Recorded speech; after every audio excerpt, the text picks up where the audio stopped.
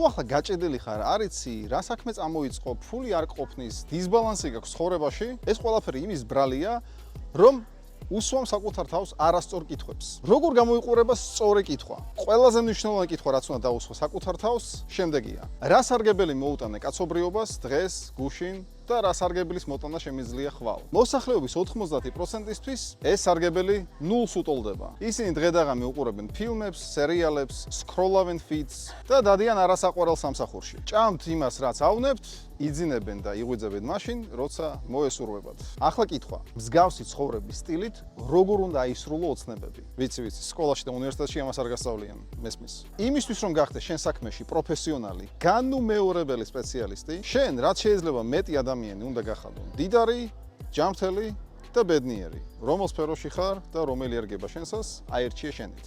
მაგრამ ამით არსი არ იცვლება. და დროთა განმავლობაში ეს გაცემული სარგებელი შენს მიმართ დაკონვერტირდება ფულში, რომლითაც შეძლებ შენი ოცნებების ასრულებას. გეყოფა სკროლობა, დაიწყე მოქმედება.